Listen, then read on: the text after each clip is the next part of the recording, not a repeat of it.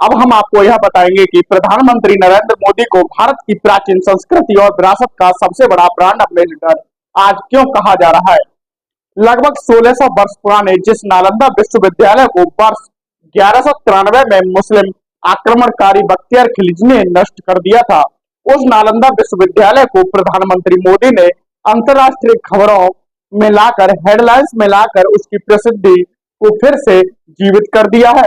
आज प्रधानमंत्री मोदी ने नालंदा विश्वविद्यालय के नए परिसर का उद्घाटन किया, जिसमें दो नए एकेडमिक ब्लॉक हैं, 40 कक्षाएं, 300 सीटों का एक बहुत बड़ा ऑडिटोरियम और 550 छात्रों के लिए एक हॉस्टल तैयार किया गया है। और यह कोई सामान्य उद्घाटन नहीं है। इस उद्घाटन के लिए प्रधानमंत्री मोदी, भारत के विदेश मंत्री एस जयशंकर और 17 देशों के राजदूत और प्रतिनिधि और बिहार के मुख्यमंत्री और नीतीश कुमार खुद नालंदा विश्वविद्यालय में उपस्थित थे, जिसमें आप समझ सकते हैं कि इस विश्वविद्यालय के नए परिसर का महत्व न सिर्फ भारत के लिए बल्कि पूरी दुनिया के लिए कितना बड़ा है। आज से 900 वर्ष पहले तक नालंदा विश्वविद्यालय दुनिया में शिक्षा का सबसे बड़ा केंद्र था और यह दुनिया का पहला आवासीय विश्वविद्यालय था, जिसे मुस्लिम आक्रमणकारी बख्तियार खिलजी ने नष्ट करने के लिए उसमें आग लगवा दी थी। और उसके बाद कई सदियों तक इस विश्वविद्यालय के जले हुए अवशेष खंडर स्थित में रहे थे। खंडर एक अधिनियम के तहत ऑस्ट्रेलिया, बांग्लादेश, भूटान, कंबोडिया, चीन, इंडोनेशिया, म्यांमार, सिंगापुर, दक्षिण कोरिया, श्रीलंका और थाईलैंड जैसे देशों के सहयोग से इस विश्वविद्यालय को पुनर्जीवित करने का प्रयास शुरू हुआ। और जिस विश्वविद्यालय को जलाकर राख कर दिया गया था, अब उसी के नए परिसर का उद्घाटन हुआ और यह बदलाव कितना बड़ा है उसे आप खुद समझ सकते हैं, जिनमें एक तरफ नालंदा विश्वविद्यालय के खंडित अवशेष हैं और दूसरी तरफ अब इस विश्वविद्यालय का बिल्कुल नया चमचमाता हुआ परिसर है। उद्घाटन समारोह में प्रधानमंत्री मोदी ने कहा कि नालंदा को जलाया जा सकता है, लेकिन उसके ज्ञान को मिटाया नहीं जा सकता। आज दुनिया भर में जिसने सम्मान के साथ ऑक्सफोर्ड और कैम्ब्रिज जैसी यूनिवर्सिटी नाम लिया जाता है, उससे भी ज्यादा सम्मान एक जमाने में भारत के इस नालंदा विश्वविद्यालय का था, जिसकी स्थापना ऑक्सफोर्ड यूनिवर्सिटी से भी 500 वर्ष पहले 5वीं शताब्दी में हुई थी। और दुनिया को शून्य देने वाले आर्यभट्ट इसी नालंदा विश्वविद्यालय के प्रमुख हुआ करते थे। यह दुनिया का पहला ऐसा विश्वविद्यालय था जहां कोरिया, जापान, चीन, इंडोनेशिया, पारसिया और टर्की जैसे छात्र पढ़ने के लिए खासतौर पर भारत आते थे।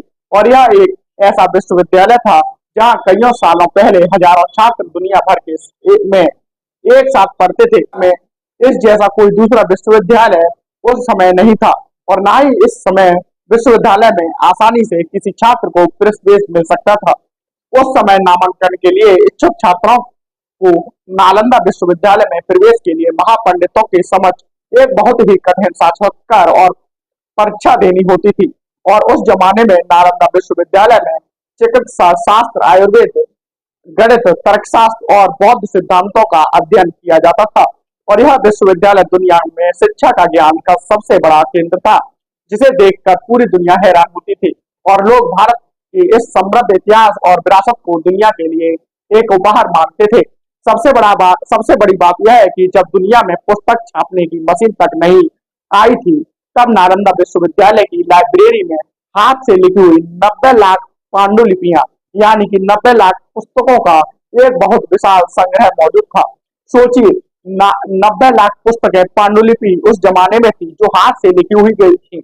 लेकिन 12वीं शताब्दी के अंत में जब मुस्लिम आक्रमणकारी बख्तियार खिलजी को नालंदा विश्वविद्यालय की प्रसिद्धि के बारे में और उसके इतिहास के बारे में पता चला, तो उसे ऐसा लगा कि यह विश्वविद्यालय इस्लाम धर्म के लिए एक चुनौती बन सकता है। जिसके बाद बख्तियार खिलजी की सेना ने बौद्ध भिक्षुओं पर हमला कर दिया और नालंदा विश्वविद्यालय को नष्ट करने के लिए उसमें आग लगा दी। क्योंकि उस समय इस विश्वविद्यालय के लाइब्रेरी में 90 लाख पुस्तकें थी, इसलिए इस हमले के बाद यह विश्वविद्यालय लगभग 3 महीनों तक आग में ऐसे ही धधकता रहा और इस तरह दुनिया का सबसे पहला और सबसे बड़ा विश्वविद्यालय समाप्त हो गया, नष्ट हो गया, राख में मिल गया। और बड़ी बात यह है कि भारत में अब भारत के ही लोग इस हमले को भूल गए और कई बड़े हिंदू राजाओं ने स्वयं इन मुस्लिम आक्रमणकारियों से हाथ मिला दिया था। सबसे दुख की बात यह है कि उन 90 लाख पांडुलिपियों में जो भारत में ज्ञान का जो पूरा भंडार था, इतना बड़ा ज्ञान का भंडार वो सारा का सारा नष्ट हो गया और ज्ञान के मामले में उस समय भारत बहुत पीछे चला गया।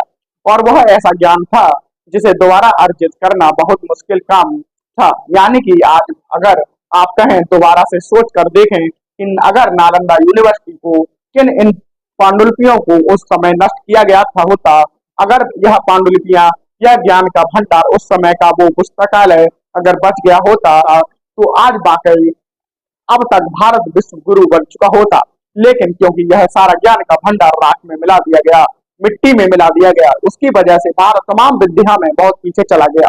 मुस्लिम आक्रमणकारियों और मुगलों ने भारत के प्राचीन इतिहास और हिंदू धर्म को खत्म करने के लिए बहुत सारे प्रयास किए, जिसके लिए मंदिरों को तोड़ा गया और नालंदा जैसे कई विश्वविद्यालयों को नष्ट करने की कोशिश की गई।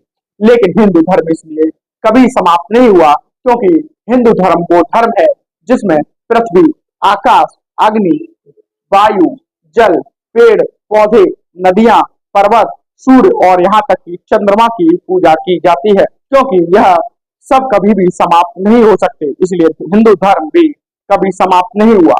और जब यह बात मुस्लिम आक्रमणकारियों को समझ आई तो उन्होंने भारत के लोगों की सोच में एक वैचारिक बदलाव लाने की कोशिश की, जिसका नतीजा यह हुआ कि हम नालंदा की त्रासद से दूर हो गए और हमने ऑक्सफोर्ड जैसे विश्वविद्यालयों को सर्वश्रेष्ठ माना। और आज भी बहुत कम लोगों को हमारे देश में नालंदा विश्वविद्यालय के इस स्वर्ण इतिहास के बारे में पता होगा और बहुत कम लोगों को पता होगा कि असल में यह हमारे गर्व करने की चीज है। हमें अपने ऐसे अनुसंधान, ऐसे ज्ञान के केंद्र पर गर्व करने की हमें आवश्यकता है। लेकिन प्रधानमंत्री मोदी अब एक नई कोशिश कर रहे हैं जिसमें वो जी जैसे अंतर्राष्ट्रीय समिति के दौरान और उनके जरिए दुनिया को नालंदा विश्वविद्यालय की प्रसिद्धि के बारे में बताते हैं। जब पिछले साल भारत के दिल्ली में G20 समिट हुआ था और अमेरिका के राष्ट्रपति जो बाइडेन दिल्ली में के भारत मंडपम में नालंदा विश्वविद्यालय की इस प्रतिमूर्ति को देखकर काफी हैरान हो गए थे और तब प्रधानमंत्री मोदी ने विस्तार से उन्हें नालंदा विश्वविद्यालय के बारे में समझाया था। नरेंद्र मोदी देश के प्रधानमंत्री बने और अब 10 वर्षों के बाद इस विश्वविद्यालय में कुल 17 देशों के 400 छात्र पढ़ाई कर रहे हैं और इसके परिसर में अब एशिया की सबसे बड़ी लाइब्रेरी भी बनाई जा रही है। बिहार के मुख्यमंत्री नीतीश कुमार अचानक से प्रधानमंत्री मोदी का हाथ पकड़कर उन्हें कुछ कहते हैं और उसके बाद प्रधानमंत्री मोदी भी उन्हें कुछ बताते हुए हंसने लगते हैं। लेकिन लोगों को समझ में नहीं आया कि उस समय नीतीश कुमार आखिरकार प्रधानमंत्री मोदी से क्या कहना चाह रहे थे। सोशल मीडिया पर लोग लिख रहे हैं कि नीतीश कुमार प्रधानमंत्री मोदी का हाथ पकड़कर शायद उन्हें यह बता रहे हैं कि इस बार वह उनका हाथ और साथ दोनों नहीं छोड़ेंगे। इससे बड़ा मुद्दा नालंदा विश्वविद्यालय का मुद्दा बड़ा मुद्दा है, भारत की संस्कृति का मुद्दा, हमारे संस्कारों का मुद्दा और बड़ा मुद्दा है, हमारे स्वर्णिम इतिहास का मुद्दा। इसीलिए मैं आपसे आज यह जरूर कहना चाहूंगा कि नालंदा विश्वविद्यालय के बारे में आप पढ़िए, जहां जहां से भी आप पढ़ सकते हैं आप इसके बारे में पढ़िए कि कैसे यह दुनिया की सबसे बड़ी यूनिवर्सिटी थी, कैसे यह दुनिया भर का ज्ञान का केंद्र था और इसे एक बहुत बड़ा टर्निंग पॉइंट माना जाएगा कि ज्ञान के इतने बड़े केंद्र को मुस्लिम आक्रमणकारियों ने नष्ट कर दिया और वह 90 लाख पांडुलिपियां अगर बच गई होती तो आज भारत कहां से कहां पहुंच चुका होता। आज भारत में ज्ञान का जो भंडार है वह कहां से कहां पहुंच चुका होता, से विश्व गुरु बन गए होते। आज के लिए बस इतना ही, मिलते हैं अगली किसी खबर पर।